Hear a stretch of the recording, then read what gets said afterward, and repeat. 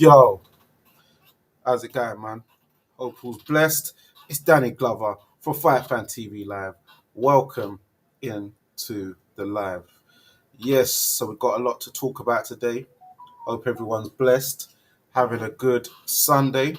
Um, got a lot to chop up, got a lot to talk about. Um, yeah, a lot of news going on. Hope you're enjoying the summer. It was 32 degrees yesterday. It's about 27 today. See a little tan like, but that ain't even from here. That's from when I was in Gibraltar, Morocco, and all that. But yeah, let's see who's up in the building. Who's first in? Got Philip Answer. Big ups. Hope all's blessed. I know quite a few people are going to what's it, Cocoa White today. Um, yeah, and I think it was Matt's barbecue yesterday. So yeah, anyone who went there, yeah, let me know how it was. I know a couple of people told me they went there and that. So yeah, hope everyone's blessed and all's good. So yeah, let's get into it. So first things first. Let's make sure that everything is on. Yeah, I think it's all on. It's all on. It's all on. Let me just double check that I am live. Well, no, look, by switching over. Yeah. So it's all good. It's all active. So yeah, let's get into it. So first things first. Well, you see the title, sport and recreation. So we'll get into that. But first things first. Let's talk about last night. So last night, Birmingham show. I believe October Red was there at the World Resorts Arena, or is it the BP Pulse? It keeps changing all the time. You had Galao YAFAI versus Francisco Rodriguez for the WBC interim flyweight title. YAFAI coming off of his career best win against Sonny Edwards. Last time I was actually there in Birmingham for that fight. 1 second. Take this one thing winding out. So yeah, last time out. And then but then Francisco Rodriguez coming in, he's had ample amount of fights, over 40 fights, and had like 27 knockouts. It's a big puncher in his 36 wins, I believe. Been the distance with Junto Nakatani and Ioka. Only been stopped way years ago by Chocolatito, who we know is a future Hall of Famer for sure. Then, so yeah, coming to it, YAFAI was the favourite, but from the jump, Francisco Rodriguez from the first round rocked him, had him rocking and rolling. Thought he was going to drop him in the first round, but YAFAI showed some good powers of recovery, good survival instincts, balance, and a good chin. And throughout the fight, that's what it was. YAFAI was landing some boomers in there, but anything he did land wasn't really hurting or deterring Rodriguez at all. And Rodriguez, anytime he really landed and started putting them together, he was, his legs were wobbling, he was rocking, rolling. Rodriguez was even using the Canelo uppercut, the dummy into the uppercut. I'd clocked that from the jump. The commentator spotted it after. He had a lot of good moves, vast wealth of experience in there. A few times I thought he was going to get YAFAI out of there. I was surprised he didn't drop a lot sooner. He finally got decked in the 12th round, and it was a very punishing and grueling fight. Both guys were cut, but yeah, even the doctor even looked at both of them. The crowd was like, "Come on, you got to let this go." But yeah, YAFAI, he cannot afford to keep fighting like that. He's fought like that his whole career, really, but he kind of just walks through people's punches and just sort of wears them out, and it's too physical for them. But he finally met a man who was, stronger than him and was able to hit harder. And the persistence broke YAFAI's resistance down, but it didn't fully break it, but it did drop him. YAFAI Some people thought that the corner could have threw the towel in, pulled him in the corner and stuff like that. But yeah, he showed a lot of guts. He'll learn a lot, but you'll shorten your career fighting like that, taking that many punches. He took a record. He took the record amount of punches because Francisco Rodriguez landed a record number of punches for a flyweight contest, and that was 575 punches. So YAFAI got hit with 575 punches in 36 minutes. Just imagine that. That's crazy. Shout out O'Neal Thomas. If YAFAI carries on fighting like that, he might need to give it up. Yeah, he's going to need to work on his defense, man. I'm surprised for an Olympic gold medalist, but even in the Olympics, he was kind of just marching forward and just overwhelming guys. He wasn't really thinking about defense like that. He was just kind of, he fought the same. So it wasn't a traditional Olympic style way of winning a medal. He was very brute force-ish with it, just, marauding work rate and stuff like that. You heard Sonny Edwards alluding to Rodriguez possibly using performance enhancing substances, saying, oh, well, he's wearing the no boxing, no life. He's Mexican. How's he keeping his work rate up and the power? But it was rounds he took off. It was times you saw him getting, showing fatigue. But then he got his second win and started putting bursts together. So yeah, if he was hitting with the same amount of power in the 8th, 9th, 10th, 11th, and 12th as he was in the first round, he would have knocked YAFAI spark out. But he did see a waver, but he was able to put the punches together in combinations. So yeah, that wasn't very savoury, I don't think. But yeah, Philip, it felt like he was a novice in there. Wouldn't say that a novice, but the defense was very lacking. He was doing all right offensively, but it just wasn't even phasing Rodriguez, unfortunately. So when you're not phasing a man and your style is about brute force and marauding and overwhelming a man, and you're getting hit and rocked and rolled and the big body shots coming in, you know what I mean? Yeah. Ooh, it was a lot. That was a tough slog, and a very long night. So yeah, I hope your fight got checked out afterwards, because taking 575 punches to your anatomy is not a good look. Do you know what I mean? Conor Walker got a 7th round knockout, big left hook over Liam Taylor. Yeah, Liam Taylor. Conor Walker does what Conor Walker does. Puts the pressure on. He was landing some good jabs in there, pressing Taylor back, busted his nose up from early doors, busted up his face. Taylor was landing some good shots, but it was always like he was fighting uphill, an uphill struggle. He's just like he's trying to win the battle, but he wasn't even really winning the battle too much. But they had it close, a lot of the cards. But the war, you could see it was going one way. He was getting broken down. He was losing his shape. And then as he's trying to, fight Conor off, Walker's hit him with the left hook. Boom, he's gone down, and he stayed down on all fours. Do you know what I mean, for the 10 count? So Conor Walker retains his British welterweight championship. He's now saying, show me the money. He's campaigning out to Turkey Al Sheikh. He wants to get on Riyadh season. Eddie Hearn was, pitching for him as well, saying, hey, Turkey, you're saying you don't want no Mickey Mouse fights, and you want 18-foot rings, and man, you want to come in and fight. Well, this is your guy. And to be fair, Conor Walker, he's a man who loves a 18 by 18. He's a man who he gets stuck in. Every time I've gone to watch Conor Walker, he's giving value for money. He don't cheat the punters. He's not trying to nick a living. He's getting in there and he's having it. Do you know what I mean? Yeah. Very, very vicious man in there. When he gets hit, he's smiling. He's a man who likes a dust up. I tell you that much. Also, shout out to Hamza Udin. Got a 7th round stoppage over his opponent. Had him sort of running around. Some people saying, a bit premature, but he was putting the combinations together in rounds before that. Could the guy have gone on? Maybe, but yeah, Hamza Udin got the job done.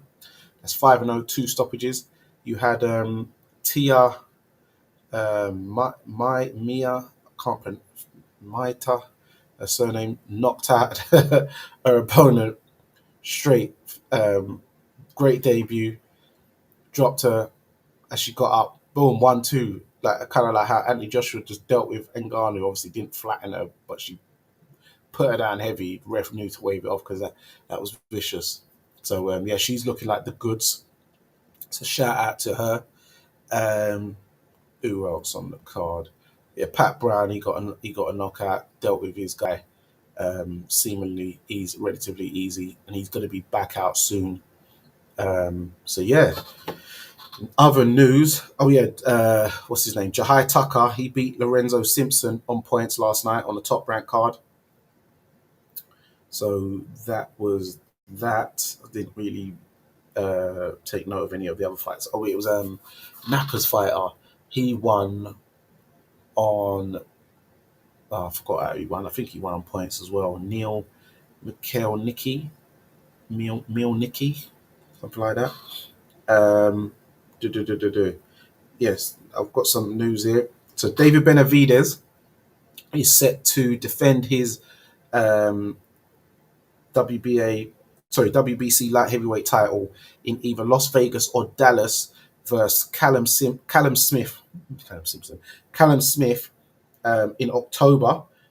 Samson Lukowicz, who is David Benavidez' manager, said that it'll be is targeting in those locations, and is now for Eddie Hearn to accept. But it seems like those negotiations are looking very positive, and is most likely to happen. I know there was talks of Callum Smith versus Yard, but it seems yeah, Benavidez' team is probably making an offer, so that will probably land up on PBC. That will go on like what's it, Amazon Prime, that kind of stuff. Talking about PBC, um, do before we do that, sorry. Yeah, so got some other news so regarding PBC top rank since we were talking about those companies. Um, Top rank, they still have they still have no media rights deal in place to replace their ESPN deal. Their deal will the contract will run out on July 26th, so they've got just over a month left. And their last show will be on July 26th, featuring Xander Zayas as the headliner. The top rank executives are scrambling as potential layoffs loom large if Top Rank cannot secure a top level TV or streaming deal. You see what I'm saying? This is deep because people are talking about, Boxer losing their Sky deal and what might happen with their fighters, other promoters looming, hawking um, to try and take some of their, the name brand guys. But then you've got um, Top Rank now, Bob Arum. He's what, 93 or 94? I think he's like 93 years old. Might even be 94. But yeah, he's who's gonna take over Top Rank once he leaves? Or maybe he doesn't care. Maybe he's kind of thinking he's done now. I don't know if he's looking to pass it on to a son, a grandson, a great grandson, a nephew, or something like that. I don't know. So fighters could be, you know, going elsewhere, but a lot of them are going to be American based, Eastern European based, but a lot of American based ones. So what they're going to do, they're going to go to Golden Boy, they're going to go to PBC, Al Heyman, but I've heard Al Heyman's not even in the best of health, so I'm not even sure how long that PBC thing really. But while Top Rank's last show is on ESPN on July 26th, it looks like the network isn't quite done with broadcasting boxing fights just yet. ESPN has had preliminary discussions about possibly bringing Al Heyman's Premier Boxing Champions PBC to the networks. So ESPN, if they don't renew with Top Rank, they're having talks with PBC to probably bring them to it. But surprising though, because Top Rank, they always give you good cards. They give you good cards, value for money. They're not charging you pay-per-views and stuff like that. I think Bob Arum put on the best shows last year overall. So that would be quite a shock. But maybe Bob might be looking for another network. Top Rank might be looking for another network. So let us know your thoughts. Where do you think Top Rank's going to end up? Do you think they're going to somehow get finalize a last minute deal or somehow come to some sort of agreement with ESPN to stay on? Or do you think they're going to move to another network? If so, where? Do you think some of their fighters, top ranked fighters, will leave? If so, who do you think, which fighters, and where do you think they will be going possibly? Let me know. Oh, 1 second. Yeah. And then do you think that PBC will go with ESPN? How do you think that's gonna go? And where do you think also um, Boxer will what do you think will happen with him? Because we're still waiting for an announcement from them. Um, yeah, and talking about that actually, talking about that, October Red, she had a talk with Frank Smith recently about Boxer on Sky Sports, and if he's looking, sorry, at any of the fighters. Obviously, he said I can't say it in that way she said it, but there is fighters who he has had an interest in the past, i.e., Ben Whitaker. Everyone knows that Eddie Hearn was pitching, but he went with Boxer in the end, just like Fraser Clark, because the money, the money was they, they overpaid for them. So yeah, but he's looking at that. He likes the Callum Simpson story. Makes sense. He's a big ticket seller, organic ticket seller. Reminds me of like a Ricky Hatton, Josh Warrington. Remember, Josh Warrington was with Matchroom. Then Eddie wasn't really feeling him. Then Josh Warrington went off to Queensbury, I believe, and he started garnering all this, local attention in Leeds and big tickets, big tickets, big tickets, big tickets. And then Eddie's like, rah. Got him back. And that's when was it Leeds United or all that type of stuff. So he got him stadium fights and that kind of stuff. And you've seen Josh Warren, big seller, but Callum Simpson seems to be doing that. He's at a stadium in his local football stadium in Barnsley, and that sold very well. So yeah, but I never heard Fraser Clark's name. Um, I like Tyler Denny, but I didn't hear his name. You got Caroline Dubois, didn't hear hers, but I can imagine someone like Jake Paul would take her in a heartbeat. Um, Lauren Price, Carrie Starton. Lauren Price will probably go, I don't know, MVP as well. Um, yeah, they said about because and Frank Smith also made it clear that Chris Eubank Jr. is signed to the Saudis. So he's just doing some kind of partnership thing with Boxer, but he's not signed to them. He's with the Saudis. So that's interesting. Um, and Eubank Jr. is not going to let Ben Shalom get a deal off the back of his name unless he's getting some major cut, which makes sense. And even he was saying someone like Ben Whitaker, if he's hearing someone like Boxer going to be talking with Sky like, yeah, well, we've got Ben Whitaker. Ben Whitaker going to think, hold on, but I'm the enterprise. I'm the commodity here. That's like you're getting your deal off on the back of my name. I want some of that deal, like some Dragon's Den business. So it's interesting that kind of scenario there. Boxer to TNT Sports, yeah, could do because Frank Warren left TNT, and I didn't hear TNT saying they don't want to do boxing or they've had enough of boxing. So yeah, it makes sense. On Thursday we had Brian Norman Jr. fight in Japan on Thursday against Mishiro Sasaki. Sorry, Jin Sasaki. In the fifth round, dropped him twice in the first. This guy was not moving his head. I don't know, he thought he could be a tough guy because he's a big puncher on paper. And yeah, he ended up getting, as he threw a punch, Brian Norman parried it down, and then big left hook, loopy left hook, bam, iced him, flat on his back, iced. Ref was counting for a bit. I don't know why he was counting, but then realised he's iced. He was brevelled, not even toasted. He's brevelled, and also I heard post like a couple of days later or something.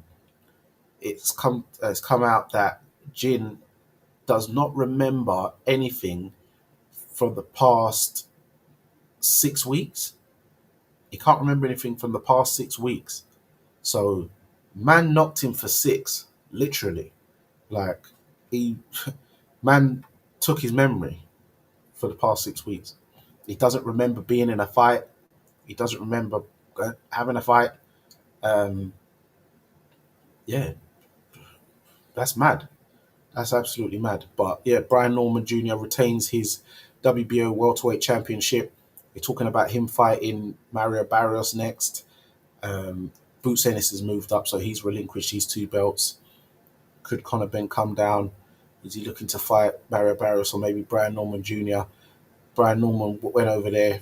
They thought they was gonna get the belt for Brian. They thought he was probably a slim picking, easy cherry pickings, and he's knocked out their guy easy and very violently in a knockout of the year contender, in my opinion, and quite a few people's opinions.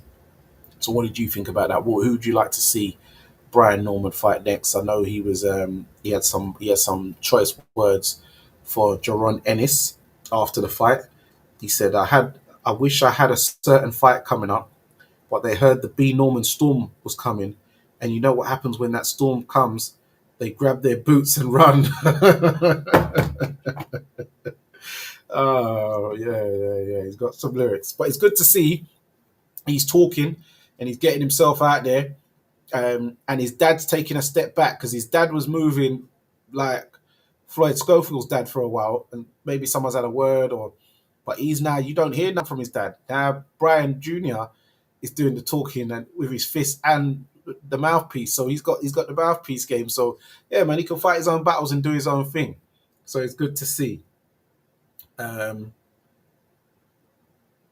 oh yeah, also when I was talking about that David Benavidez Callum Smith fight, that's a very good fight. I wanted that fight from the super middleweight days, but I felt that maybe Callum wasn't really wanting it like that. But that'll be a good fight, especially at light heavy. Um, Both of them can't say that they're struggling with the weight and all that, so that'll be a good fight. Who you got winning that fight? Um, Also, sorry, shout out Black Son of Krypton. Sorry, there's your other comment. 1 second. Norman getting ducked like he ducked Boots. Yeah, but now he's claiming Boots is ducking him, but Boots has already said he's moving up before the fight. So yeah, he's a bit late with that one. He's a bit late with that one, but it was good bars, but a bit late with the saying man's running from the storm. We got Bakram Milakuziev versus Josh Kelly in talks for the IBF light middleweight titles, or they call it super welterweight or junior middleweight. Oh mate, title. Murtazaliev and Kelly are in talks to fight later this year for the IBF super welterweight title. I call it light middle. With it potentially landing on the undercard of Canelo Alvarez versus Terence Crawford in that mad stadium. So yeah, that'd be a good fight. How do you see that going? Murtazaliev, in my opinion, very very serious guy. He he mashes work, and I think he'd be another sort of David Avenetian style, even though he doesn't fight quite like David Avenetian. But yeah, I think he could end up stopping Josh Kelly. But Josh Kelly's looking pumped and looking good. But I don't think his punches will really affect Murtazaliev, and I think Murtazaliev background will deal with him. But good fight though, and he deserves the world title shot. Josh Kelly, he's been on a run. um, yeah, but let's get into the main topic of this of what show title's called. So first things first, let's go with sport before we get to the recreation. So yeah, Jaime Munguia, his B samples come back. I reported about it on the Fight Fan TV Live Instagram page. Make sure you follow the Instagram page, also TikTok as well. Um, Fight Fan TV Live. So I said, yeah, Jaime Munguia, his B samples now returned um, for the adverse finding of exogenous origin of testosterone um, on Friday. Yeah, not Friday, not 2 days ago, but last week, Friday, on the, what date would that have been? That would have been on Friday the 13th. Oh, not a lucky day. Well, not a lucky day, Jaime. Um, yeah, Munguia now faces disciplinary charges from the British Boxing Board of Control and could see his victory in May, the rematch against Bruno Saras, overturned to a no contest. Jaime has released a follow-up statement via his team, which can be seen, which I will read to you. So here it is. He says, "Today we can confirm that Jaime, boy, this is on behalf of his team. So here we go. Today we can confirm that Jaime Munguia's B sample has been opened and analysed. The consistent with the A sample was also positive. Jaime was present in Utah for the opening of the B sample, demonstrating his respect for the process and his full commitment to transparency and cooperation at every step. We want to reiterate that this outcome does not change our position. Jaime did not knowingly or intentionally ingest any banned substance. We remain steadfast in the belief that this result was caused by contamination." Yeah, old chestnut.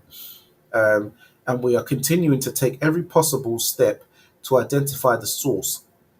At this stage, we are still awaiting clarification from specialists regarding the specific levels detected in the samples. As the next step, our team is submitting a list of all supplements and products Jaime used to the WADA accredited laboratory for testing. They do. Oh, this is another one we're doing. The other, the other company. Um, this is critical in helping determine how the substance, may have entered his system and ensuring the integrity of the review. Okay. So what's your thoughts on that? Guilty. Count 11. Guilty. Sorry. And I went on his page earlier, and he had some even more stuff.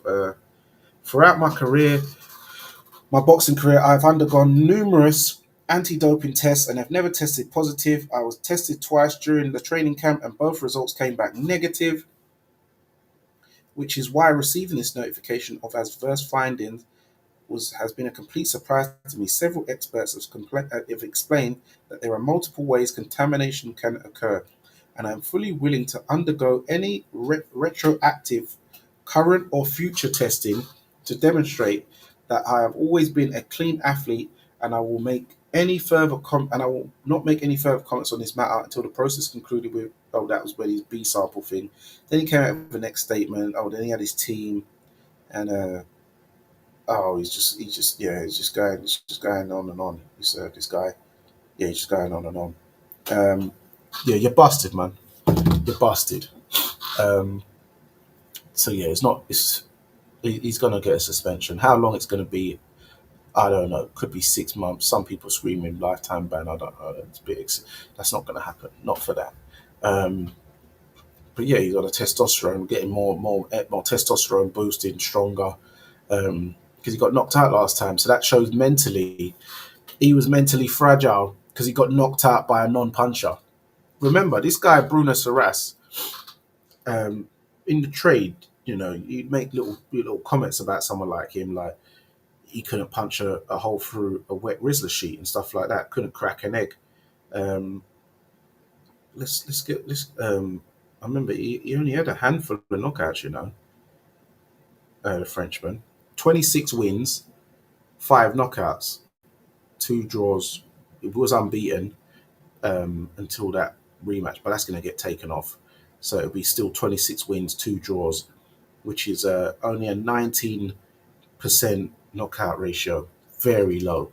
So you're getting knocked out by a man, 26 victories, 5 knockouts. So basically, 5 knockouts in 29 fights. Come on, man. So that's mentally, he's mentally fragile. That's broken him. That's really affected him and played with his mind, um, and it's emotionally damaged him, and psychologically, why he's probably felt that he's needed an edge or he's needed to do something to get the upper hand, um, which is a shame.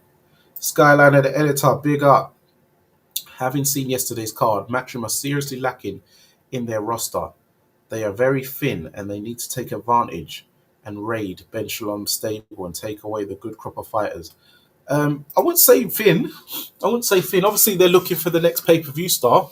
That was supposed to be Conor Ben. Probably still could be. AJ's obviously at the tail end. But remember, when you're dealing with these shows in, like, say, the Midlands, remember, the Midlands is just up and coming now, resurging back into boxing. So when they do the Birmingham shows, just like when Boxer do in Birmingham, which has only been going on for about, the past year and a bit, year and a half or something, um, they're usually using local fighters because those fighters don't really get shine and get to sell their tickets properly in a proper arena. Um, they used to have not the MEN, I forgot what the arena was called. Weren't the MEN? NEC. It was the NEC back in the day. Um, they used to use. But yes, so they're using a lot of local fighters. But where you would have a point is when you're talking about raiding, maybe you would want to, for a show like that, you'd want to raid the Birmingham crop. Because to be fair, when it comes to the Midlands, Ben Shalom has the best set of fighters out of everyone. He's got, when it comes to the Midlands, he's got better fighters than Matchroom, Queensbury, Wasserman. He's got the best Midlands fighters. When you talk about, if you're talking about putting on a card of Midlands, talent, Ben Shalom has the biggest names, I would say. Where so you'd have you got Fraser Clark, you got Ben Whitaker, obviously, um, yeah. So yeah, when it comes to the Midlands, he's probably so if you're looking to do the raid, you probably want to grab them two, and that'll definitely buff up your card. GBM Sports, they've got Shakan Pitters, even though he's fighting in Hull, but providing he wins the European title, that'd be another DAZN show on in Birmingham, I imagine, and they'll get him probably defending out in Birmingham in that BP Pulse. So that's another Birmingham fighter, but he's with GBM Sports. But yeah, I'd say only for the Midlands, really, if you're saying looking thin. But yeah, when it comes to the women, they've got enough women. And when you're thinking about someone like Caroline Dubois or Lauren Price, in my opinion, I think they would more likely and prefer to go to the likes of MVP if they was to defect and go somewhere else. So yeah, that's just my opinion on that. But let me know your thoughts, people. Do you agree with myself? What do you think about Skylar Editor's comment, which is a very good comment? So thank you very much. But yeah, Conor Walker's a good fighter. He sells a lot of tickets. Hamza Udin, he's got the South Asian first Bengali fighter. He's looking to be the first Bengali British champion or world champion. Normally, Pakistan, when you're talking about the Asian man, then it's a Pakistan man who have really been doing the bits. India, they've had a couple of fighters, but not really they really got too far like that. Obviously, Prince Patel would say otherwise, but we're talking, they ain't really, got to the heights, do you know what I mean, on TV and stuff like that, and world champion official and all that kind of stuff. And then apart from that, it's really been the Arabs, where people have sort of lumbered them as Asian fighters, but they're not. When you talk about Prince Nassim, you're talking about Kid Galahad, you're talking about the YAFAI brothers, there's 3 of them. They're all Arab and they're all Yemeni. They're all from Yemen, the same country in Arabia, surprisingly enough. Funny, even Barry Jones, the former world champion, is quarter Yemeni. His granddad is from Yemen, even though come on, he's a white man. But yeah, he's actually quarter Arab, surprisingly. So, yeah, so you didn't know that, but yeah, as I said, I'll get him on the neutral corner to tell all. So yeah, um, and then so that's the sport, and then recreation. One second, and then yeah, another news. I think I broke that one early.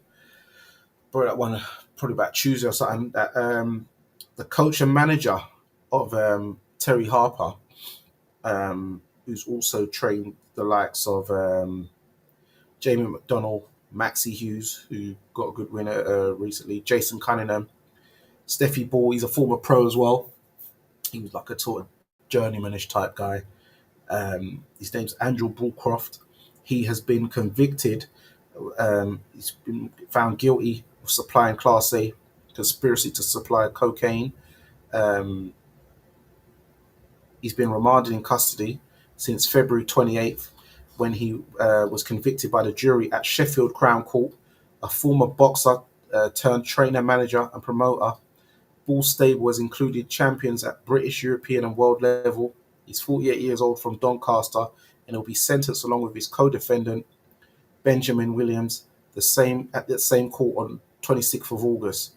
He is best known for guiding the career of freeweight world champion Terry Harper, as well as several other Doncaster-based fighters who have competed at international level. Bullcross trial heard how he used EncroChat, encrypted phone network, to buy significant amounts of cocaine under the pseudonym Yummy Cub.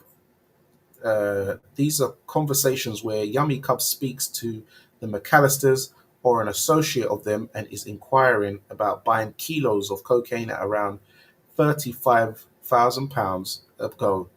Mr. Ponnier told the court, according to the sentencing counsel for England and Wales, the sentencing range for conspiracy to supply Class A ranges from a high-level community order to 16 years in prison.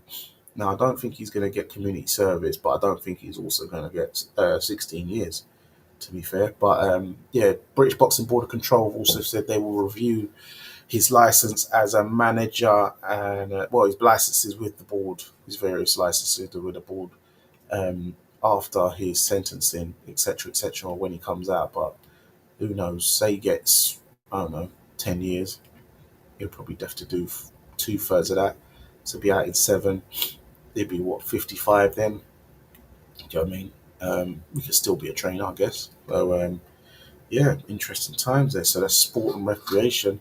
There's been other fighters in the past who've, got involved in the underworld whilst involved in boxing. We won't name one in particular, but yeah, I remember there was a fighter back in the day called Steve O'Meara. He was a Southern Area champion, doing very well. I remember he beat my friend Hollywood Josh Jack Povey in the amateurs. He knocked out, so he stopped.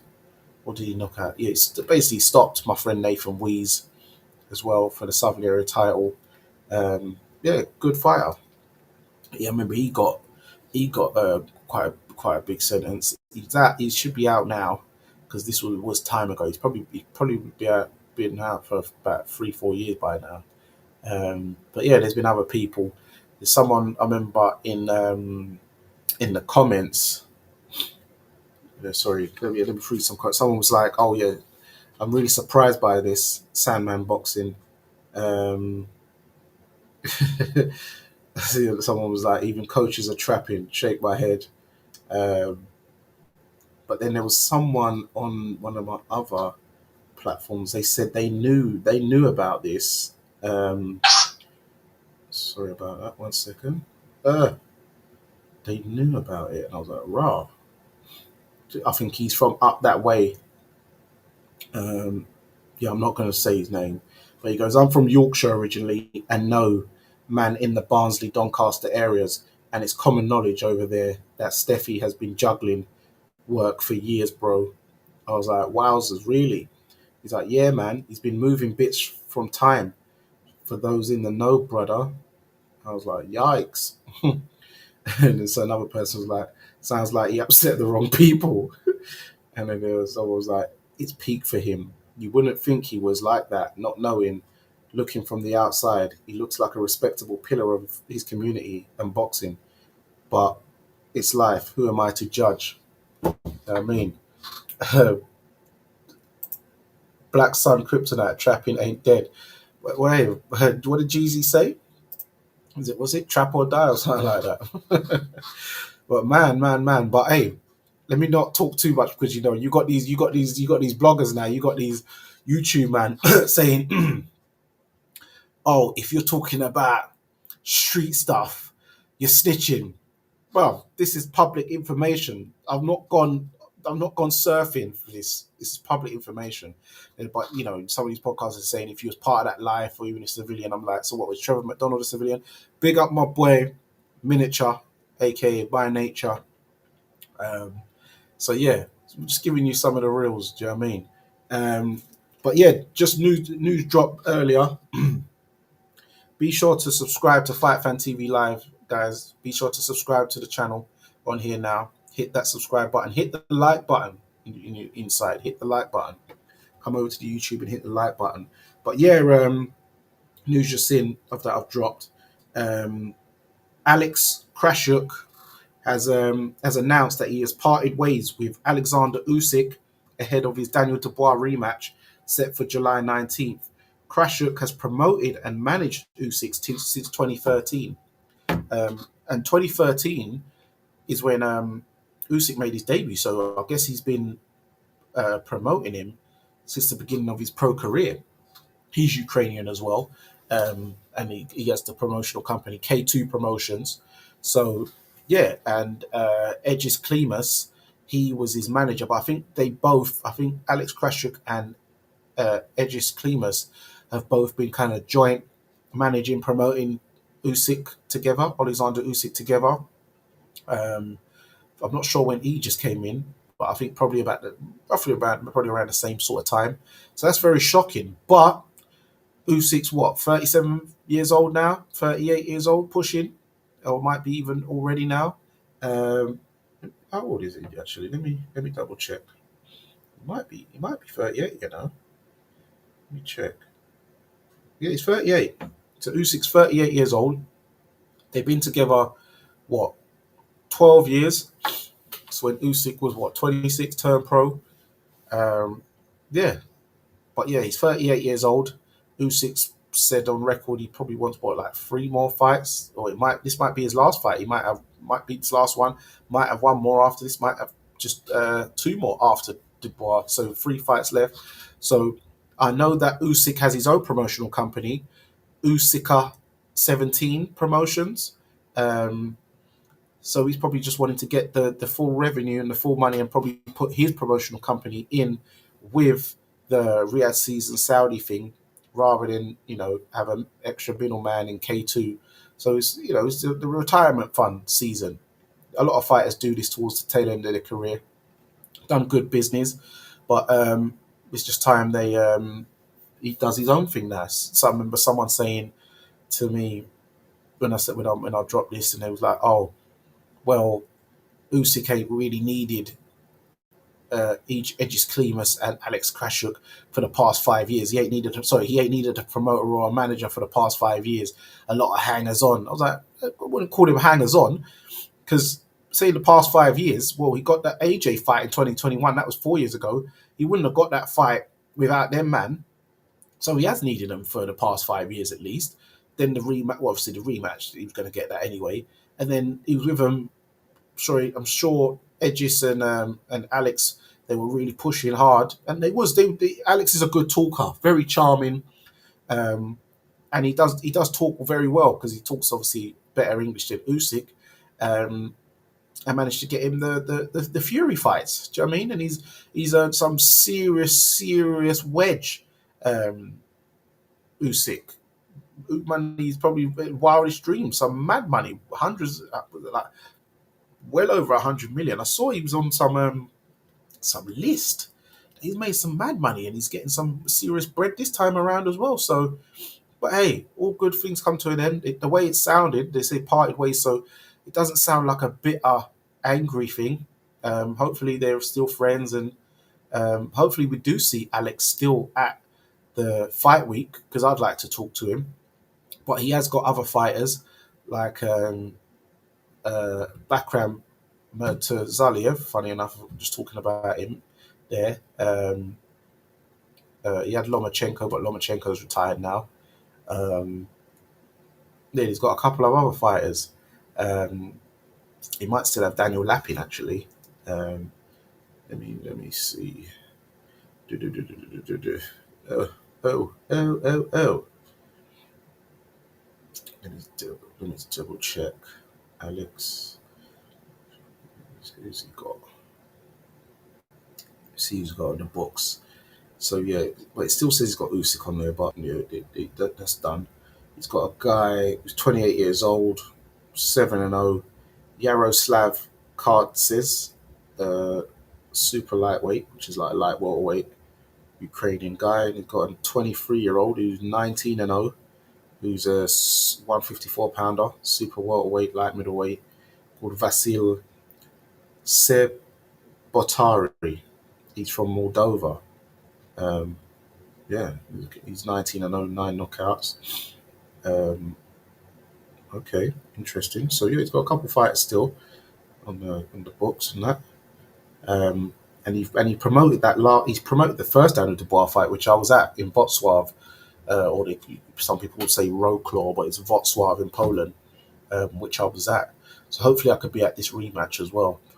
Um, yeah, one sec. So Skyline, the editor, the Bengalis just had their first Southern Area champion last week in York Hall, a fighter by the name of Numan Hussein. So they are making strides in boxing. Yeah, well then, he can't. Hamza Udin was never going to be a Southern Area champion, but he can still become the first Bengali. What's it? Central Area um, or Midlands champion, isn't it? Yeah, Midlands area champion. So yeah, he can still be on that, and then it's a race to become English and British between the two, eh? Um, so that's interesting. Then Skyliner, through your interviews, I found about Hamza Udin. The kid got exciting, TV friendly style. Yeah, man. Thank you. I'm glad you enjoyed that. I'll be looking forward to talking to him more in future. Good kid, him. I like his style from his debut. Very impressed by him. So yeah, he's got some moves, man. He's got some moves. Definitely influenced by Prince Nassim Mohammed. Um, but yeah, he's got the moves, man. He's got the moves, and he's now being trained by his dad. I see, because he was being trained by Stephen Smith, Swifty, one of the Smith brothers, the one who's my age, because Paul Smith's the oldest, then Stephen Smith is my age, and then it's Liam Smith, and then Callum Smith is the youngest. But Paul Smith's got a son in the amateurs, um, who's one to look out for. Paul was telling me, and I've been keeping an eye on him. He's looking good. So there's going to be another Smith coming through in the next few years. He'll probably get signed um, by a Matchroom or Queensbury, but a big promoter, one of the two. So yeah, uh, I think Dubois is going to KO Usyk. I know it's a wild take. It's not a wild take, you know. Quite a lot of people have been saying this. Quite a few people believe that Dubois is going to get him. That it's the right time, timing, age, momentum. Daniel's now, found himself, and the Don Charles and all that. Even though Don Charles training for the first fight, but he didn't really have. He only had a few weeks' notice and stuff like. It weren't really a big camp like that. Um, so yeah, Caroline believes Daniel's going to win. Obviously, she would say that, but he's her brother. But quite a few people in the trader say they think Daniel's going to do it. Um, I think he could do it as well. I thought he did it the last time when I was in Poland with that body shot. It looked legal to me where I was. I was near close enough to the ring. And the Ukrainians and the Polish lot, it was like, yeah, he needs to get out. It was legal. Um, So yeah, there you have it. But yeah, that's all the news for now. Hopefully, I might do one next week if there's more news or whatever. There's a couple of good shows next week, small hall shows. It's TM14 and Nielsen's boxing. You've got Joel Kaduya. You've got Daniel Francis versus Joel Kaduya. Daniel Francis is defending his Southern Area Welterweight Championship, and also I believe that is it the English titles on the line or something like that as well. And then you got Lucas Rohrig on the card, um, and then also you've got a Frank Warren. But that one's on the Saturday. That Nielsen's boxing and TM14, and on the Saturday. So on the Friday, you've got a Frank Warren. It's like academy show, and you've got Elliot Massey. You've got Courtney Bennett back out. You've got Zach Chelly on the card. So yeah, good stuff. I know Yusuf Kamari defended his English title last night and won the final eliminator for the British. So well done to Yusuf Kamari. And yeah, so yeah, there's a couple small shows.